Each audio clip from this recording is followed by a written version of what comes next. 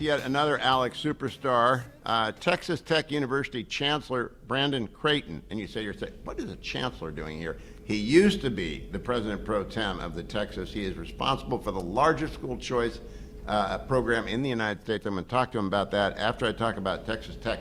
I just don't want you to. Have you heard of Julian Saying? I have. Okay. Have you heard of Carnell Tate? Yes. You know about Jeremiah Smith? Yes. Should you just go home? No, I'm not going home. Okay, just saying. I just do not want you to get your hopes up. Fully committed.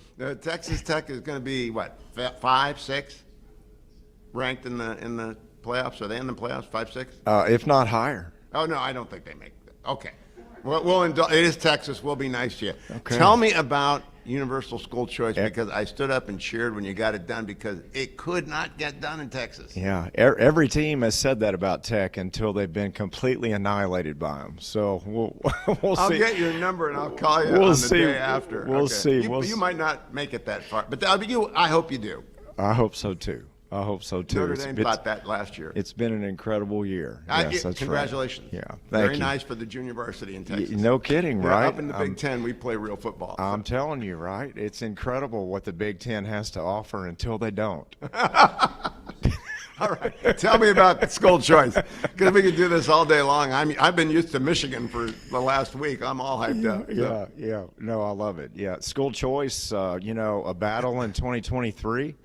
I led in debate hours on the floor of the Texas Senate in the session of 2023, mainly tied to several different iterations of school choice in the ESA passing the Senate floor. It didn't pass the House. And in 2025, we came back for another round. The bill got bigger, better, and certainly with more dollars at $1 billion price tag and investment, 100,000 kids served. It proved that 2023 was just an exercise in what eventually would be the best school choice launch in American history. Now, the objection I always heard was at the Friday Night Lights crowd, which was, by the way, great television. Sure. That they did not want you to mess with their football team. Was that true? Was that the real deal?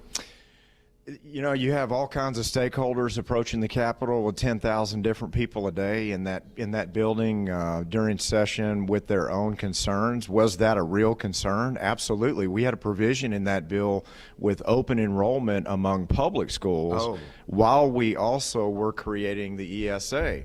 So that ended up being a very good bargaining chip that at the end of the day was dealt away. And so let's pause on that. Did you start out knowing that you'd play that card at the end? I spent 19 years in the building getting my head knocked off. I knew exactly how to pass a big bill. And that is a big bill. As you heard me say this morning, it's the most important civil rights issue in the United States, is to get kids into the schools where they feel they will flourish and their life will improve and their parents will be happy with the education.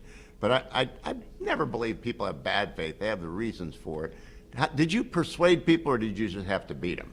I'd have to say that it was a little bit of both. I mean, you, as the author of the bill, and you certainly have to go door to door and be persuasive in every category. But yes, we also had the numbers at the end of the day, and we had to work hard to get to those numbers. All statewide involved, and many stakeholders like yourself and many others, so many leaders with ALEC and with EdChoice and all these organizations that I relied on for my Corey DeAngelo, all these people are out there warriors. All of them, and it took every one of them together. Larry Arnn likes to go down there and open a school a week, I think. So Hillsdale's very into it. I really somewhat try to be as modest as I can about being the author of the bill, because there have been people working on that effort in Texas for over 30 years, as you've mentioned, many of them. And it was just what an honor to join all of them together to get it done. And, with Florida starting with 16,000 students in their program a quarter of a century ago, Arizona started with 300. For Texas to start with 100,000, I'm very proud of that. Now, I got to talk to you about your jump. Of course. You're going to Texas Tech. Yes. It is a great university. It's among America's finest universities. And with all of big tech moving to Texas, they need you to do your job. Yes. How are you going to deal with the faculty? I've been on faculty since 1995. They're crazy, right? They're way left wing. How are you going to deal with them? Well, a case study in human behavior from being the caucus chairman for the Republicans in the House, with 104 members and the caucus vice chairman in the Senate for many years. With our 20 members, I'm battle tested. You know, Do you have tenure in Texas? I'm used to being in a room where everyone in the room has the best idea, and it is only their solution that is going to be the one that advances. So what do you do at that point going forward? You have to come across and be genuine as a good listener, but you have to bring consensus. I've been in that room, except everyone thinks they can persuade you if they say it 3 times.